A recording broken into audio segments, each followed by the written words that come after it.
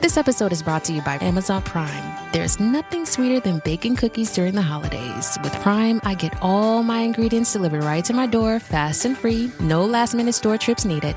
And of course, I blast my favorite holiday playlist on Amazon Music. It's the ultimate soundtrack for creating unforgettable memories. From streaming to shopping, it's on Prime. Visit Amazon.com/Prime to get more out of whatever you're into.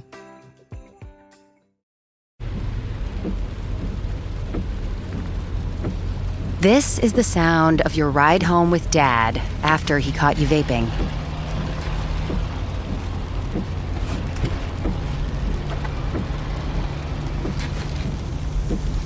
Awkward, isn't it? Most vapes contain seriously addictive levels of nicotine and disappointment. Know the real cost of vapes. Brought to you by the FDA. 70,000 people are here, and Bob Dylan is the reason for it. Inspired by the true story. For anyone who's gonna hold your attention on a stage, you have to kind of be a freak. Are you a freak? Hope so. And starring Timothée Chalamet as Bob Dylan. He defied everyone. Turn it down! Play loud! To change everything. Make some noise, BD. Timothée Chalamet, Edward Norton, Elle Fanning, Monica Barbaro. A complete unknown. Only in theaters Christmas Day. Rated R. Under 17, not admitted without parent. Welcome, everyone, to the G-Note Podcast. I am your host, Jason Spicy G. Goldman, and I'm a Grammy-winning record producer, arranger, and musician. I've been a music professor at USC for over 22 years, and I am most known for writing and producing music for the iconic crooner, Michael Bublé, over the past 20 years. This is a podcast for musicians who want advice and strategies on navigating the music industry. If you're not a musician but a music fan, I promise there is plenty in here for you as well. On this pod, we talk all things music. On today's pod, I'm discussing being a musician while being a parent at the same time. Let's go.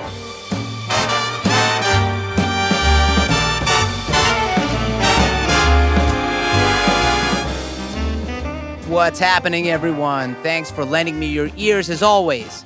Recently, I had reached out to a bunch of my current and former USC students and asked them if they would be interested in sending me topics for me to discuss on this show. Now, I try not to dive into typical music industry topics that much because I feel a lot of them are overly discussed, especially those you can find on YouTube.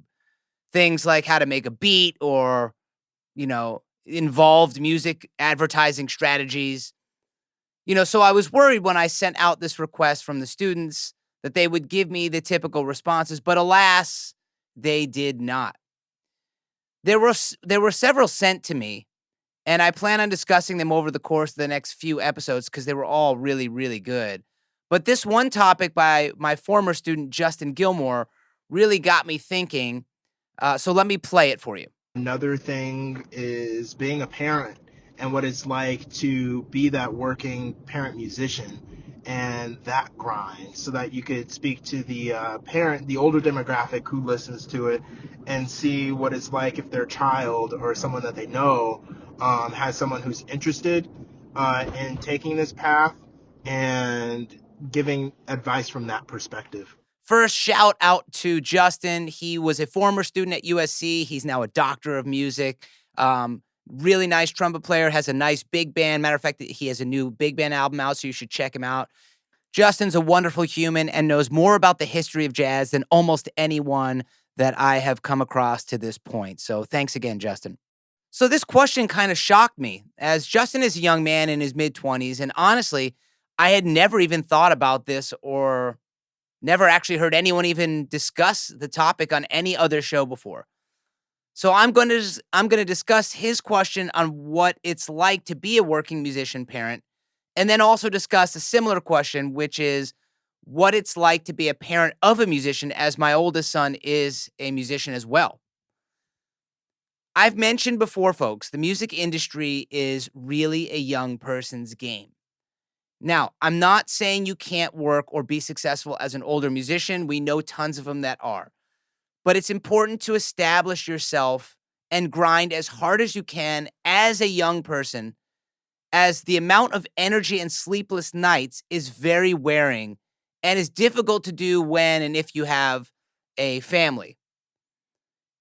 It takes a ton of dedicated time to work on your craft as a musician, as well as cultivating relationships with people, in the music industry, as well as making friends and collaborators that will potentially be with you for the majority of your career. When you are young and unencumbered, you can spend every free moment working on music, as I did when I was younger. When I was in college, everything I did was music. Everything revolved around it, right? In the days I would be practicing and writing and honing my craft, and at nights I'd be going to concerts, or when I would go out with friends sometimes to kind of relieve some of the stress, we'd go to dance clubs and I'd be around music and I'd analyze the dance music in the dance club. And after the concerts and clubs, when I would come home, I would continue working on music until I fell asleep. Sometimes literally practicing or writing, and actually often until 2, 3 in the morning. And as I mentioned in the last episode, if you are a true musician, it is an obsession. You can't help it. And, I also left out in some of that, a little bit. Me and my friends would go to record stores all the time.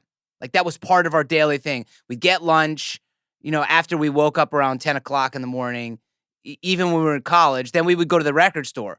Or we were waiting for a release because releases happened, I think either Tuesday or Friday at the time. So we would wait. Or we would go, I went to school at Berklee College of Music. We would go to a shop called Looney Tunes and just sift through all the old vinyl and CDs literally for an hour or two at a time when we would go. And this usually happened 2, 3 times a week. So like I said, it's really an obsession. Here's another example. The typical person listens to a song and either loves it or hates it.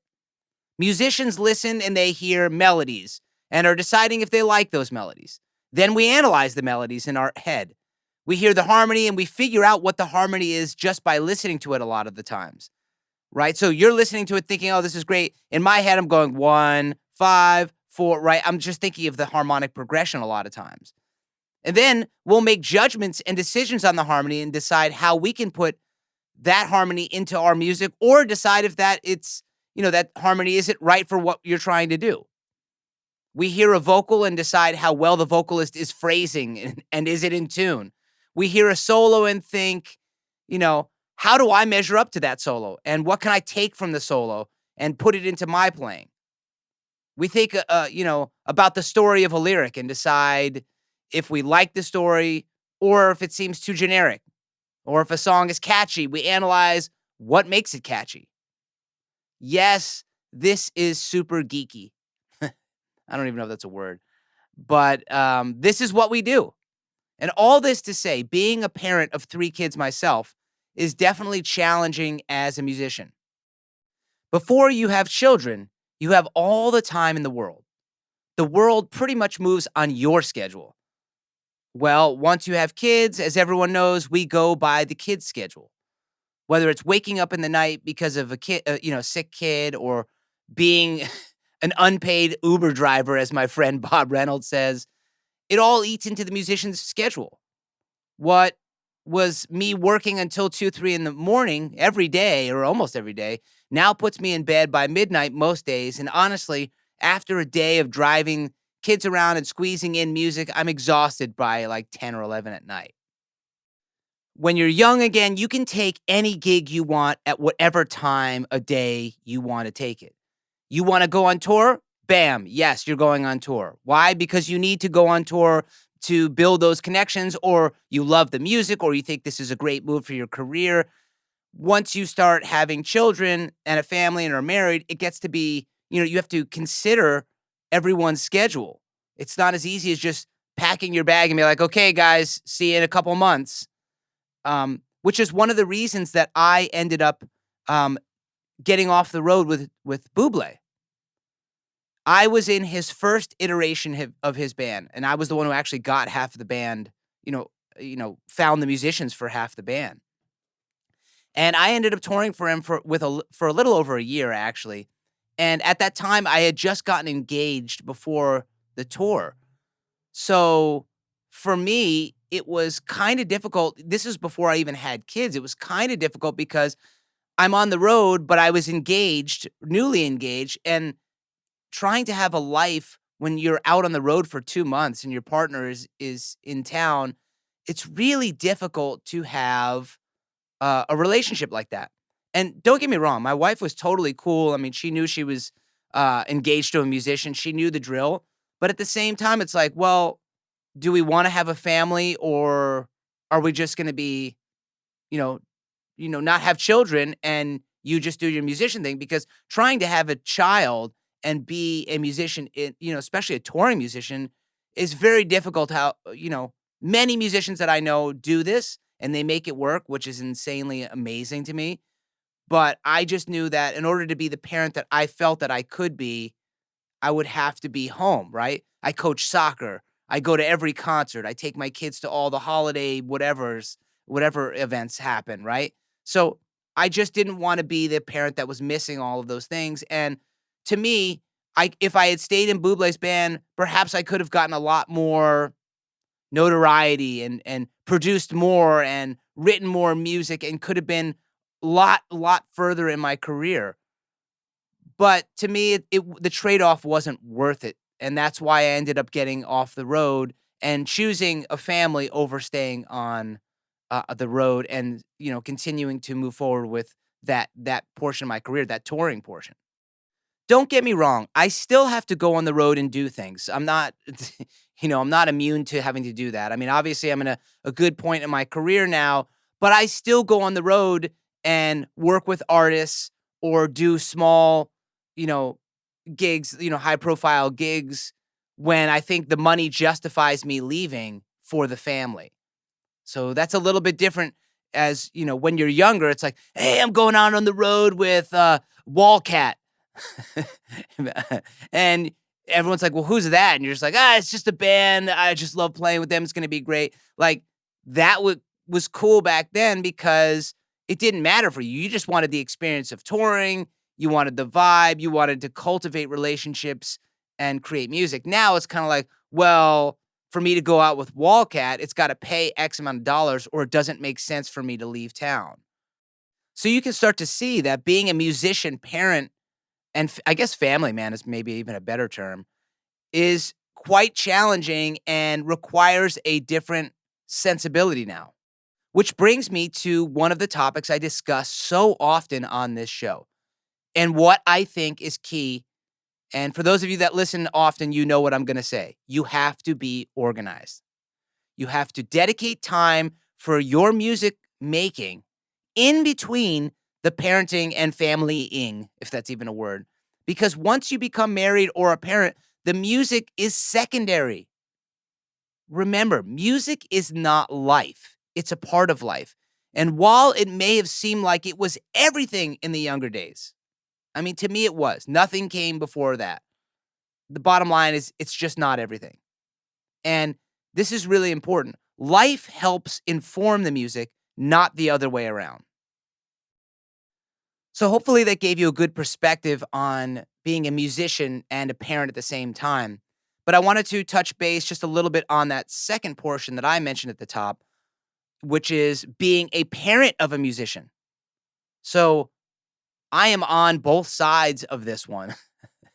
As I mentioned, my oldest is a drummer, believe it or not. So we've had loud noise in our house since he was 2 years old. I mean, I'm not joking. He would take all of our pots and pans, literally all of them. He would go in the kitchen, grab them all, bring them all out into the living room, set up this monstrous, table full of all these pots and pans, and he would just create beats and like it legitimate, like when you heard him play, it'd be like boom, boom, got, like serious stuff. So he would just lay it out and play, and it was like constant for us. I mean, it was always like that. And for those of you parents out there that don't understand why your kid is so insistent on being a musician, it's usually because of this. They have no choice, right? I didn't tell my kid to go get pots and pans and go bang on them. When I first showed him like a drum sound, it was like his eyes kind of just lit up and he just needed to do it.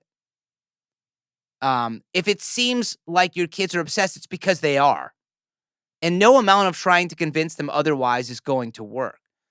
If they don't create constantly, it will be stuck with them forever and they will have regrets. And I'm sure you don't want that. I definitely didn't want that. And my wife didn't. Yes, they would likely be better off financially doing something different. I'm not here to to tell you anything different. But life isn't just about money. While my wife is not a musician, she is a huge music fan. And I often say that she knows more music than I do because every genre of music, she knows a ton of music. Like, she can name more bands and artists than I can.